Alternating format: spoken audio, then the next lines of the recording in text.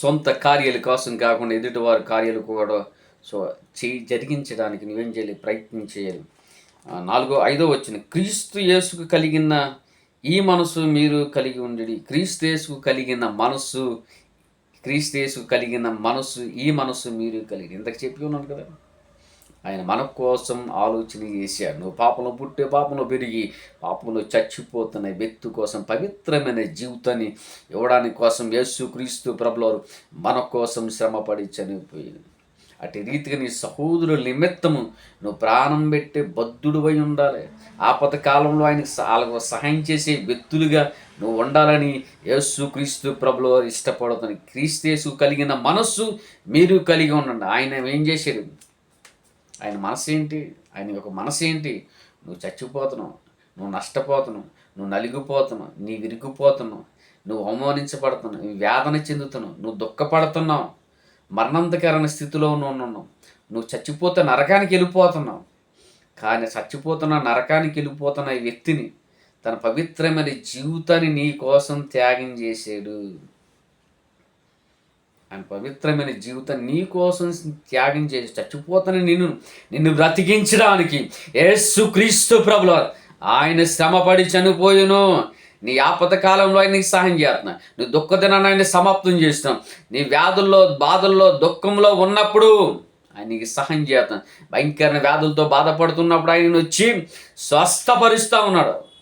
అలాగే అదే రీతిగా క్రీస్తు యేసుకు కలిగిన మనసు మీరు అనారోగ్యంతో బాధపడుతున్న వ్యక్తికి సాధ్యంత వరకు ధన సహకారం చేయాలి. లేదంటే వాళ్ళ హాస్పిటల్కి తీసుకెళ్ళాలి. వాళ్ళకి కావాల్సిన కొద్దో గొప్ప మనం ఏం చేయాలి? ధన సహాయం చేయాలి, లేదా పని సహాయం చేయాలి, లేదా హాస్పిటల్కి తీసుకెళ్ళాలి. అదే రీతికి ఎదుటి వ్యక్తి నష్టపోతూ ఉంటే అవసరమైతే మనం నష్టపోవాలి, కానీ ఎదుటి వారిని నష్టపరచకూడదు. యేసుక్రీస్తు ప్రభువారు మనల్ని నష్టపరచలేదు, ఆయన నష్టపోయాడు మన నిమిత్తం. మనం ఏం చేయాలి? ఆయన నిమిత్తం మనం నష్టపోయాడు కాబట్టి మనము ఆయన నిమిత్తం, ఆయన బిడ్డల నిమిత్తమైన నష్టపోవడానికి ఇష్టపడాలి. అదే రీతిగా ఎదుట పేదవారు దుఃఖంతో ఉంటారు, వేదనతో ఉంటారు, ఆహారం లేకుండా బాధపడుతూ ఉంటారు. వారికి మనం సహాయం చేసే వ్యక్తులై ఉండాలి. ఎందుకంటే ఆయన మనకు సహాయం చేసే, మన దరిద్రతను ఆయనే అనుభవించి ఆయన మనల్ని ధనవంతులు చేయుటకు ఆయన మన కొరకు దరిద్రుడికి భూమి మీదకు వచ్చాడు అన్న సంగతి నువ్వు జ్ఞాపకం ఉంచుకోవాలి. ఎందుకంటే నువ్వు నరకంలో పోతున్నావు. నిన్ను పవిత్రమైన జీవితాన్ని నీకు అనుగ్రహించి ఆ నిత్య రాజ్యంలో ప్రవేశించడానికి నీకు దేవుడు ద్వారాన్ని అనుగ్రహించాడు. తండ్రి అయిన దేవునితో నీకు సంబంధాన్ని కలిపి ఉన్నాడు. దేనికి అనంటే ఆయనకి నీకు వైరం జరిగింది కాబట్టి ఆ వైరాన్ని ఏం చేశాడు? సమాధానపరిచాడు. ఆయన ప్రేమ చేత, ఆయన జాలి చేత, ఆయన దయ చేత, ఆయన కరుణ చేత, ఆయన యొక్క కృప చేత నిన్ను ఏం చేశాడు? సమాధానపరిచాడు. ఎందుకంటే నువ్వు పొందవలసిన మరణం ఆయన నీ పక్షాన తండ్రి అయిన దేవునికి బలిగాను అర్పణముగాను ఆయన మన కొరకు అప్పగించుకునేను. అది నువ్వు గుర్తుపెట్టుకోవాలి. నీ సహోదరు నిమిత్తం నువ్వు ప్రాణం పెట్టే బద్ధుడివై ఉండాలి. ఈ మనస్సు మీరు కలిగి ఉండాలి. సహాయం చేయాలి. బాధల్లో ఉన్న వ్యక్తికి, అవమానంలో ఉన్న వ్యక్తికి, అర్థమైంది, అవమానంగా తయారవడమే కాకుండా అతను అవమానంతో నలిగిపోతున్న వ్యక్తికి మనం సాధ్యమైనంత వరకు సహాయం చేసే బిడ్డలుగా మనం ఉండాలి. ఆ మనస్సు కలిగి ఉన్న వ్యక్తి, క్రీస్తు యేసు కలిగిన మనస్సు మీరు కలిగి ఉంటారు. ఎందుకంటే మొదటిదే నీ సహోదరుల నిమిత్తం శ్రమపడి చనిపోవారు. వ్యాధుల్లో ఉన్న వ్యక్తికి స్వస్థపరచడానికి సాధ్యం ధన సహకారం, లేదంటే హాస్పిటల్కి తీసుకెళ్ళడం. మూడోది ఏంటంటే నలిగిపోతున్న వ్యక్తికి, దుఃఖంతో ఉన్న వ్యక్తికి వాదార్పులు ఇచ్చే వ్యక్తిగా ఉండాలి. ఈ మూడు విషయాలు క్రీస్తు యేసు కలిగిన మనస్సు, ఆ మనస్సు మీరు కలిగి ఉంటే ఆయన యొక్క ప్రేమలో, ఆయన యొక్క జాలిలో, ఆయన యొక్క దయలో, ఆయన యొక్క కృపలో మీరు నడుచుకుని ఏడలా మీరేం చేస్తారో తెలుసా? చచ్చిపోతే పరలోకం ఎందుకంటే ఆయనకు కలిగిన మనసు మీరు లేకపోతే మీరు పరలోక రాజ్యంలో ప్రవేశించలేరు. ఎందుకంటే ఆయనకు కలిగి ఉన్న మనసు ఉన్నవారు మాత్రమే పరలోకం రాజ్యంలో ప్రవేశిస్తారు. ఎవరు మడతాలో పరలోక రాజ్యంలో ప్రవేశించలేరు. ఎందుకంటే ఆయన కలిగి ఉన్న మనస్తత్వం ఉన్న వ్యక్తులు మాత్రం అక్కడ ఉంటారు. అంతేగాని అక్కడికి వెళ్ళిన తర్వాత కూడా భూమి మీద ఎలా అయితే గొడవ పెట్టుకున్నారో అక్కడ కూడా గొడవ పెట్టుకుంటే నీకు పరలోకంలో సమాధానం ఏది? సమాధానకర్త అయిన దేవుడు ఈ భూమి మీద సమాధానం లేదు, పరలోకంలో కూడా సమాధానం లేదు. ఎందుకంటే అక్కడ కూడా ఇలా గొడవ పెట్టుకునే వాళ్ళు ఉన్నారు కాబట్టి. ఎందుకంటే ఆయనకి కలిగిన మనస్సు లేకపోతే నిన్ను నిత్యరాజ్యంలో ప్రవేశించుకోవడానికి, తీసుకెళ్ళడానికి నువ్వు హక్కుదారుడు కాదు. అని తీసుకెళ్ళని ఆసక్తి అయితే ఉంది, కానీ నువ్వు వెళ్ళడానికి నువ్వు ఒక్కుదేవుడు కదా. ఎందుకంటే ఆయనకి కలిగిన మనసు నీవు కలిగి ఉండాలి అన్న విషయాన్ని ఏం చేయాలి, నువ్వు జ్ఞాపకం ఉంచుకోవాలి.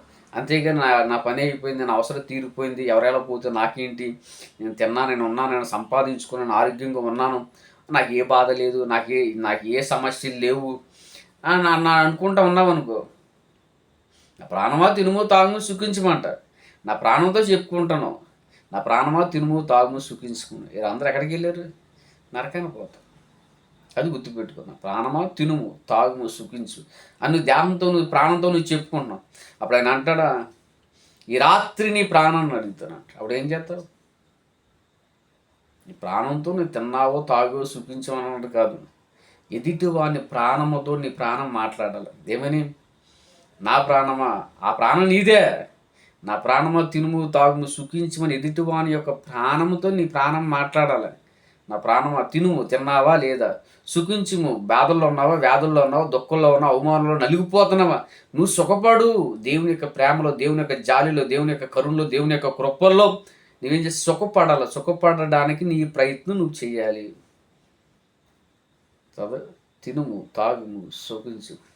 తినడానికి లేని వాళ్ళు బోలు మంది ఉన్నారు, తాగడానికి నీళ్ళు ప్రపంచవ్యాప్తం బోలు మంది ఉన్నాయి. యూట్యూబ్లో అట్లా చూస్తుంటే చాలా ప్రాంతాల్లో తాగడానికి నీళ్ళు, చాలా దేశాల్లో కూడా ఆ బురద నీళ్ళు తాగుతూ ఉన్నారు. ఇలా తెల్లటి నీళ్ళు మనకు అనుగ్రహించబడుతున్నాయి, తాగుతున్నా సరే అవి బాగాలేదని ఏం చేస్తారు, కొంతమంది ఆ నీళ్ళు కూడా తాగట్లేదు. కానీ బయట దేశాల్లో తాగడానికి కూడా నీళ్ళు లేని పరిస్థితుల్లో అక్కడ ఉన్నారు కూడా. కానీ అయినా సరే ఏం చేస్తున్నారు, అయ్యే తాగుతున్నారు. వాళ్ళకు ఉన్న దానితో శుభ్రంగా అవి తాగి శుభ్రంగా తిని ఆ పనులు చేసుకుంటూ ఉన్నారు. కానీ నీ మాత్రం నువ్వేం చేయాలి, నా ప్రాణమా తినుము తాగుము సుఖించమని నీ మనసుతో నువ్వు కాదు, కానీ ఎదుటివారి యొక్క మనసుతో నువ్వు చెప్పగలవు. నా ప్రాణమా తినుము, తిన్నావా లేదా, తాగుము, మంచి పానీయం నువ్వు తాగుతున్నావా లేదా, మంచి